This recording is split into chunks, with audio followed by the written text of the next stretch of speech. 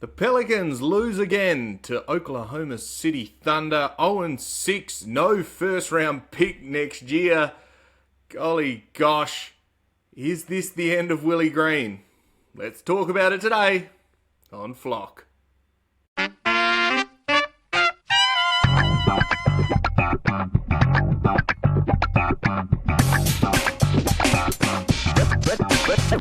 Ready?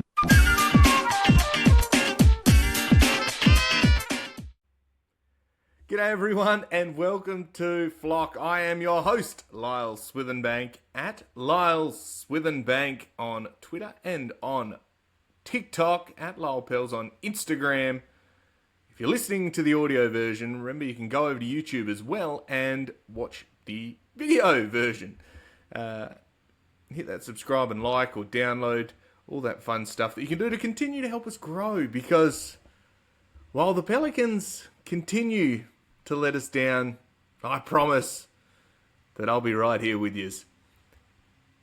The Pelicans lose to the Oklahoma City Thunder, 0-6 on the season, 106-137. The third 30-point plus loss. 50% strike rate. Gosh, you wouldn't read about it. Yeah, really bad. Lights and sirens. If they weren't already going off, they should be absolutely going off. The season is getting away from us before it even begins. Or as it barely begins, shall we say, because it has, except for us. And boy, oh boy, the statistics are not looking good. You've got everyone playing. Kevon Looney came back. Played his season debut. And boy, oh boy, did we look average. I think the last couple of episodes, they've been pretty dire, I suppose, for want of a better term. We've been sounding the alarm. I think the entire fan base is sounding the alarm about the direction of this franchise. And we are going to do a little bit of a game review today, because despite it being completely awful, I thought there was a couple of bright sparks. Jeremiah Fears is, as good as they come out of this draft. I think he is definitely a piece going forward. But what does that mean for the rest of the team? Do we pivot into a rebuild? Well, that is really difficult when you don't own your own first round pick. You can't just simply blow it up and tank, because you don't have anything. And if you do blow it up, yeah, you're probably looking at, say you trade Zion, which I'm not advocating for, but you got to look at the assets that you have. You've got Herb, Trey, Zion. They're probably the players that people would want. Kevon Looney, although he's just signed, so you've probably got a bit of a holdover before you can get people in for that, or before you can trade him, include him in a trade. Yves Missi may have some upside, but what are you trading and what's your strategy? Because say you go and trade Zion, people are going to say, well, that's a distressed asset. He's been injured. Yeah, he's looking good now, but we've seen that before. We'll give you one first round pick. Desmond Bain, we know at Orlando, went for 4 first round picks.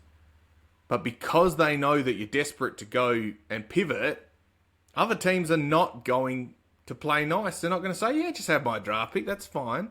Or if they do, it's not going to be a team that's, also going to be in a position to give up a lottery pick. No, it's going to be a team that is ready to make a move and a one piece away. Like maybe Houston Rockets or maybe probably not Atlanta anymore. They're not going to give you your own pick back. But some of those teams, the Knicks perhaps, I don't know. We can all speculate. But those teams that feel like they're on the cusp and just need something to push them over. Those are the guys the teams that you're going to be talking to. And they might be willing to part with a first round pick, but it'll probably be protected. And also they're assuming that they're going to be good. So that's why they don't need the pick. You're in a rock and a hard place. And Joe Dumars has really put us in a bit of a bind. Whether that was Troy Weaver, whether that was Joe that decided to do the Derek Queen trade. Again, we don't know what Derek Queen is fully yet. We haven't seen that much of him. He's barely even playing when we are getting flogged. It's difficult to assess a trade without seeing what the other half is, right? Because we don't know what the guys that they pick up with this draft pick are going to be like. We think they're going to be pretty good because we're pretty average, but we'll see how we go. Now, the difficulty going forward, like I said, is that if you are to blow it up, you're blowing it up and getting back pick 13, 14, 15, 16, like later. You're getting end of first round draft picks back. And is that what you need to be able to get someone at the top end of this draft? I don't think so. So that means you have to win. And we've talked about this. You have to be winning. What I saw today was really bad. If there was a reason for Willie Green not to be sacked, and it was one of a personal relationship to Gale or to any of the front office guys, we'll give him a bit of respect, he's been here for a while. We've all watched professional sports long enough to know that you can't simply just wait. If there's going to be a move, and if you're a betting man, you'd probably say there has to be. The pressure is too loud. You go on any Instagram post, Twitter post, anything that the Pelicans put out. It's my last show. People are crying for Willie Green's head. They're saying, get him out of here. You've got James Borrego sitting right there. You brought him in to be the mentor for Willie Green. Whatever he was teaching him, either he wasn't listening or he wasn't taking on board, but he's your interim head coach. Do I think you give it to him full time without doing a proper process? Absolutely not. Because we're sort of starting to see what happens when you don't do due process and bring someone into a position of power that has to make decisions. The guys today played like they didn't care. Willie Green looked like he didn't really care. There was poor attitude.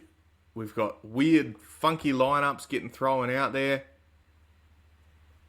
And you went up against the best team in the league. Well, the current champions, you can argue whether or not they're the best, but they were missing some of their top defenders and still made you look third rate. I can't even say you looked second rate playing team. You just look like the worst team in the league.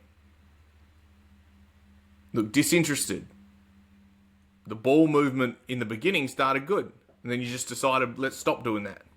Why would we continue to move the ball when we're being successful with it? We couldn't get stops. We didn't take care of the ball. We were rushing. Looked indecisive. Trey had his best game of the season. And he still looked indecisive. He looks like he just didn't know what was going on or didn't care enough to really make any difference. Zion battled, but again, it was 1-on-5 at times and we were barely making shots. Herb started really good and then, we take him out because, God forbid, you let someone who's got the hot hand stay in the game. I think it has to be time. You're heading back off a road trip. You've got you've got a day off before you play Charlotte. You've got to make the move. And I don't call for these things lightly.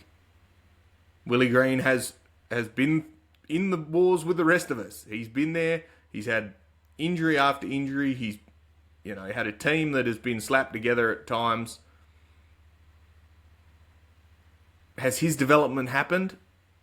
No. And I think the sample size is big enough now to say it is time to go. And I think in his heart, he knows it's time to go. And perhaps he should have gone with the regime change when David Griffin left. It's one of those situations that I think even with Borrego coming in, you're still going to lose games. You're still not going to be successful. And you're going to get a little bump. And people are going to say, that's the interim coach bump. The coaching change.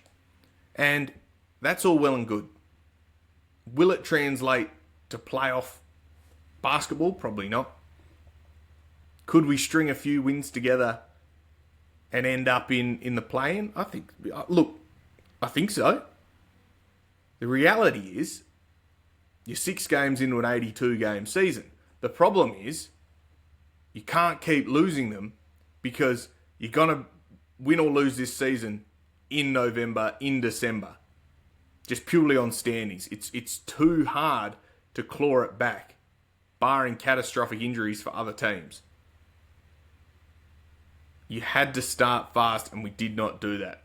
So, let's have a look at the game, because we all want to relive it. It was 4:30 my time, so I slept in and watched it at 6:30, which, again, I thought was a bit more of a tolerable hour. I usually get up and watch it, but I just felt, it was a Monday morning, let's not do this. So, Trey Murphy had 19 points, 7 of 13, got hot in the second half, started hitting threes. Thankfully, he started hitting threes. Zion played 28 minutes, 20 points, 9 rebounds, 6 assists, 7 of 14, had 4 turnovers, minus 17. Eve had 7 and 6, couple of blocks. It's fine. Herb Jones, 12, he hit 9 in the first quarter, and then that was pretty much it. And, he did a bit of things, but nothing too exciting. He was a minus 18. Jeremiah Fears starting again. 16 points, 4 rebounds, 4 assists, 6 of 13, 6 of 8 3-point attempts. 4 of 8. And he was still a minus 15, had 5 turnovers, but was also not put in a position to be successful. When he hit his threes, he was playing off of Zion. Then he didn't really have much help out there for him. It was indecision again. We turned the ball over with, poor passing. They let OKC hound him. And you've got to protect your rookie point guard. One thing about Jeremiah Fears, though, as well, is that I remember Joe Dumas talking at the start of the season, saying about this leadership type thing, where if you want to be the star of this team, you need to be out there when you're winning and when you're losing. The only people that have spoken at these press conferences recently is Jeremiah Fears, the only person. You're getting a bit of Zion and you're getting a bit of Jeremiah Fears. He talked about today in the post-game that this time last year he was finishing up high school, ready to go into college. Played in college, he's playing an NBA in the same year. You got a 19-year-old who is up there fronting after your third 30-point loss. And he's talking about staying connected, getting to know one another, reading the scouts, attention to detail, saying all the things that you want your superstar to say. I can't fault that guy. Whether he turns the ball over or not, he's got the ball in his hands. He's 19 years old. He's been thrown to the wolves with no offensive schemes at all. And he's still making plays. And he's still getting up there in front of the media. Yeah, okay, he was returned to Oklahoma City. He played at Oklahoma State. Not Oklahoma, at university. It is not good enough that your stars aren't being accountable already. You have to show up. You can't just send the rookie out there for, a couple of photos, a couple of questions. I don't like that at all. You go to the bench, they were awful. Looney had 3 in 16 minutes, 3 and 3, couple of assists. Bay had 2 points. Poole had 11. He looked like he could never get going. Played 24 minutes, 2 of 11 shooting, 2 of 9. Cooled off immediately after the Clippers game. It's tricky. It's tricky, man. Why you got a $30 million player off the bench? Why isn't he playing 24 minutes? I know we're getting flogged, but he didn't come on until the last 2 minutes of the first quarter, and you're sitting there going, we need the offense. We need it. I don't know. You can't make this up. 3 points for Jose. Peavy played 6. Matkovic 6. And Hawkins and Queen. Derek Queen, you trade in to get him. You give him 7 minutes in a 30-point blowout. I do not understand what the idea was, particularly when he played so well in the Clippers game. And I know we didn't do an episode about that. It was on the weekend and we had stuff on, and I was devastated after Kawhi Leonard did that to us. Why aren't you playing Derek Queen? You have to play them. You're already losing. Get as much reps into them as you can, and maybe something good will happen. Worst comes to worst is that they start playing themselves into rhythm and get those reps that you need these young rookies to take. Instead, we just looked discombobulated and once again like a third-rate team. So, let's go to the stats, team stats, because we love to do that. Let's go quarter by quarter, 39-22 to start the game. That was pretty much it. 30-36, 30-33, 29-24. We lost every quarter, and, we started slow. And that's from a team without Jalen Williams and without Chet Holmgren and without Lou Dort. And they still made us look absolutely average. They shot 56% from the field. Enough said. Free throws. We actually had more, 32 free throw attempts, 20 of 32. You left 12 free throws, 12 points on the bench. You get nothing. 62% from free throws, unacceptable.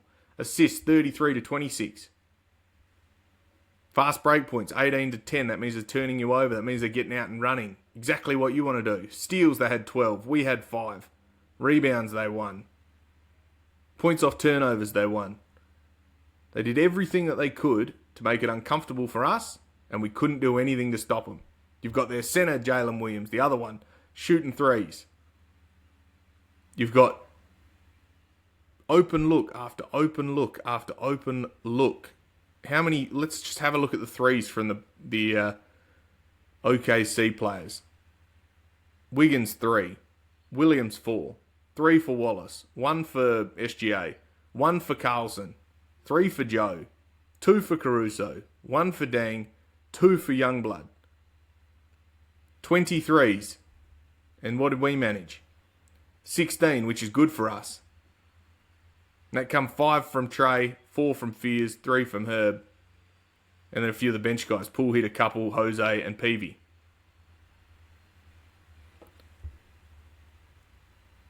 It's just difficult to watch at this point. It really is. And, it's funny that the national media are only just cottoning on now that, hey guys, there's something going wrong in New Orleans. Yeah, we're telling you. We've been screaming it, but no one's been listening. And, I love this team. I like this. I love the city. I love the fans. I don't like what the direction is at the moment because we feel like we're directionless and the captain has abandoned ship and you're losing the first mate and all the other sailors along the way. And it's getting tough. It's getting real tough. And there's got to be a change. I've seen people where, there's teams that have sacked their coach and that made the Western Conference Finals, Eastern Conference Finals. You got championship coaches that get sacked. There's good coaches out there. How do you sell them on New Orleans without a clear direction? You can't. James Borrego may well be the best option that we have. That's not necessarily a bad thing, but you'd like to have choice. You'd like to be able to do a thorough search and say, hang on, this is the person who is going to lead us into this next era of Pels basketball. It's really, really difficult to watch. And you're going to start seeing a downturn in people not wanting to spend their money to go to the Pels. We get, you hear the discussions like BI, we never had full stadiums in New Orleans. Put something on that's worth paying your money. It's expensive to go.